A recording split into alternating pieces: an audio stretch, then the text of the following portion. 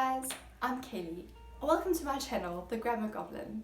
We're a team of motivated, passionate, enthusiastic, educated and super talented writers, editors and proofreaders. And we're here to make your masterpiece a little bit magical with some goblin magic. We're here to make it perfect.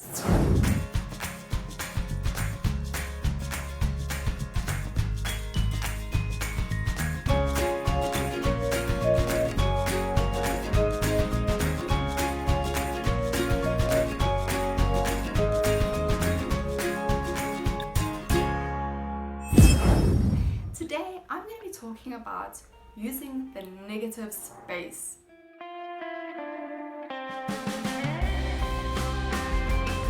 Now, there's no getting around it. Creating is hard. Creating is really hard. I mean, sure, there are times when the inspiration flows, we reach up into the well of inspiration and just throw it into our work and it flows beautifully. We bask in the glory of how much we're getting done. But then it finishes. It fades. It stops rudely and abruptly, and we're left alone with nothing to do but to lament the fact that we can't work anymore. So today I'm going to talk to you about what to do with that negative time. So I recently watched a TED Talk by Elizabeth Gilbert. She's the author of Eat, Pray, Love. And she was talking about how she's always been an author. This is what she does for a living. She's still an author. And after the success of Eat, Pray, Love, people looked at her almost like there'd been a death in the family. Like, they felt kind of sorry for her. They used to ask her, like, what are you going to do now? How on earth are you possibly going to top that success? And she did actually internalize that kind of pressure, because how can you top something like that? She didn't expect it to be such a success. It was a runaway success. And now what?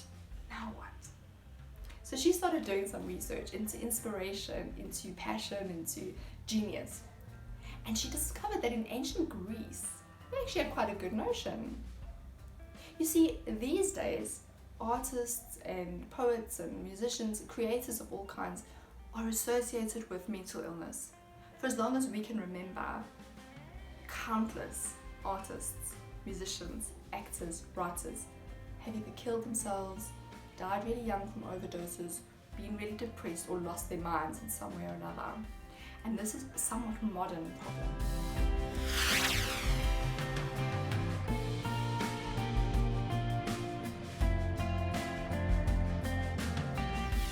You see, in ancient Greece, they used to, this is before the Renaissance, they used to consider a creator to have a genius, not to be a genius. So the genius was kind of like a little fairy, a little being that hid away in the person's creative space and came out to help them with it.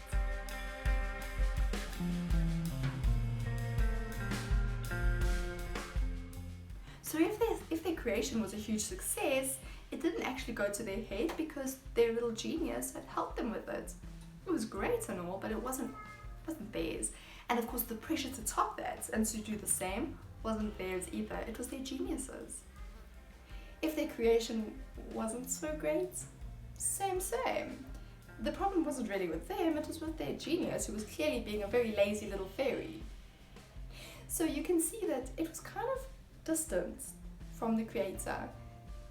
Then the Renaissance came, and of course, an expansion of the mind, a freedom of expression and of literature and of learning and of everything that was so good. But during that time, people took themselves and put themselves at the center of their own universe. And in so doing, the genius got internalized. Inside there, they've been wreaking havoc ever since. Now the problem with having the genius inside is that now there's pressure. There's pressure from all angles. There's pressure to perform. There's pressure to be better than you were before. There's pressure to be better than the person next door. If you do something really good, there's pressure to keep that up or to do better or to top it every time to get better. And if you fail, that failure is yours. It's not some external little fairy's fault. It's your fault. And that's where the problem came in. Now Elizabeth Gilbert is of the notion that, I think we should go back to the old way of thinking, that genius is something external. And maybe that would be a good way to do it. But today I'm going to talk about what do we do in times when our genius has left us. When the well of inspiration has dried up, we're feeling too overwhelmed, too pressurized, or just too numb to actually carry on creating. Well, we use the negative space. In art, negative space is shadow.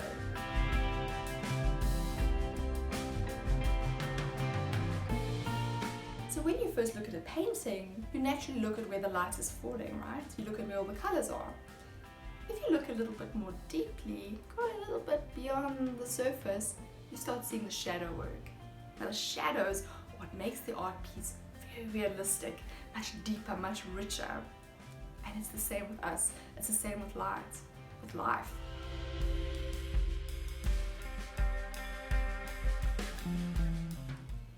Any negative criticism or thought or thing that happens to you can be used to put into your work. So if you're at work and your colleagues are being quite negative towards you, you don't have to necessarily write about them in your next novel. You could, but you don't have to. But what you can do is you can take that energy, think about exactly how it makes you feel, think about why they're acting like that, and use that energy to put it into your work. Have you experienced a loss? Oh, that is big. That's raw. That's huge. That's something you can really channel into your work. It's not only negative energy that's so contagious though. I mean, happy energy, positive energy works the same way. So if you're really excited about something that's coming up, or if something great has just happened, use that energy too and shove that into your work. You don't have to write about the specifics that happened, but that energy will be super contagious in your work. Now if you're going through a time of negative space and you just can't face trying to channel it anywhere, trying to do anything with it, that's okay too. Rest is just as important as work. Take the negative space, take the things that are going on and put it on the shelf behind you. Use that negative space to rest. Rest properly, rest deeply and completely. Don't worry about the pressure of upcoming deadlines. Don't worry about one day I'll get around to it. No, let it go, switch it off. That time is just as important as trying to push through and trying to work through it.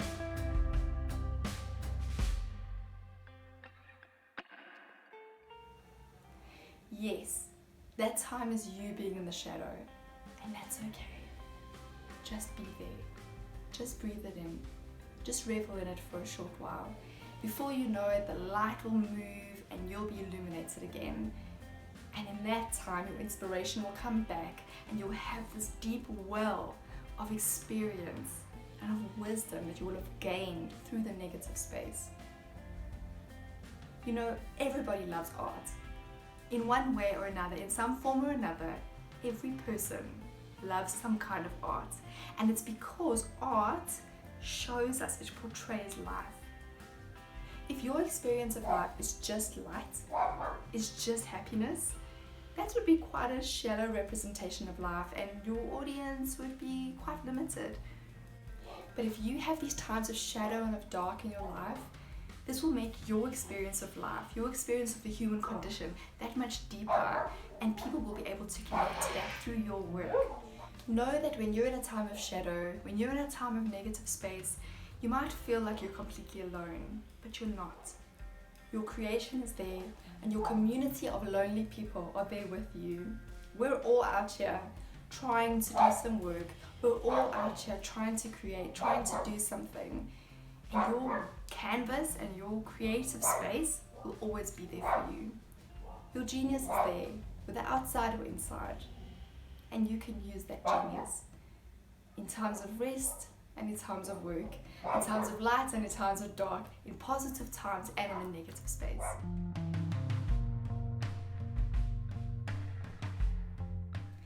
Now my challenge is to you.